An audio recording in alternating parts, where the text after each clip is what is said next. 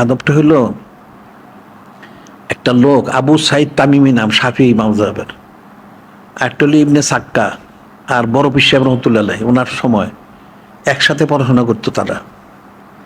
তা আবু সাইদ বর্ণনা করতে সেটা, ওই সময় একজন গাউস ছিলেন, তার বক্তব্য হইল সে ইবনে সাক্কা আর বড় পীর সাহেব রহমাতুল্লাহ আলাইহি ওই এলাকার বুজুর্গ যারা ছিল ওনাদের জিয়ারত করে ওনাদের থেকে দোয়া নিতেন।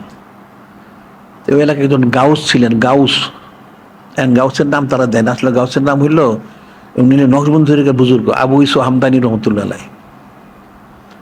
তো উনি অনেক সময় গায়েব অদৃশ্য হয়ে যেতেন।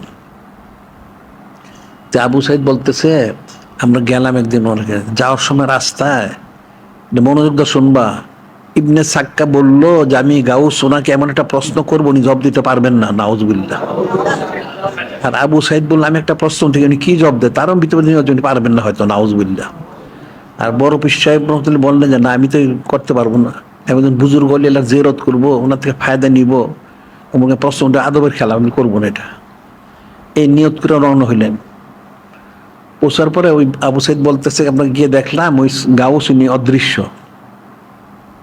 ওনাদের খানকা শরীফ উনি নাই, কিছুক্ষণ উনি জাহির হইলেন। জাহির হওয়ার পরে খুব জালালি হাল অবস্থা। জালালি হাল অবস্থায় ওই ইবনে সাক্কার দিকে তাকায় বললেন, হে ইবনে সাক্কা, তুমি না আসার সময় বলছো আমাকে একটা প্রশ্ন করবে, আমি জবাব দিতে পারবো না, তোমার প্রশ্নটা তোমার জবাব এটা, তোমার প্রশ্ন এটা তোমার জবাব এটা। এরপর বললেন যে আমি দেখতে পাচ্ছি তোমাকে জাহান্নামের আগুন ঘেরাও করেছে, তো তুমি জাহান্নামী হবে, নাউজুবিল্লাহ। এরপরে আবু সাইদ তাদেরকে তাকায় বললেন, হে আবু সাইদ, তুমি না বলছো আমাকে একটা প্রশ্ন করবে, আমি কি জবাব দিয়ে তুমি দেখবে, তোমার প্রশ্ন তোমার জবাব এটা, আমি দেখতে পাচ্ছি দুনিয়া তোমাকে ঘেরাও করেছে, তো তুমি দুনিয়া ধরে মারা যাবে, নাউজুবিল্লাহ। এরপরে বড় পীর দিকে তাকায় বললেন যে আপনি যে আদব রক্ষা করেছেন, যিনি খলিক, যিনি মালিক, যিনি রব মহল্লা, যিনি নূরে মুজাসসাম হাবিবুল্লাহ হুজুর পাক সাল্লাল্লাহু, ওনারা সন্তুষ্ট হয়েছেন, সুবহানাল্লাহ।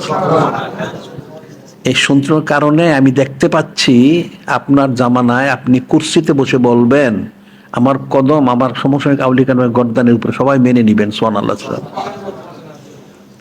এখন শীতের কিতাবে লেখা যায় বড় শব্দটি বলছেন উনি একজন গাউসকে সম্মান করার কারণে গাউসুল আজম হয়ে গেলেন।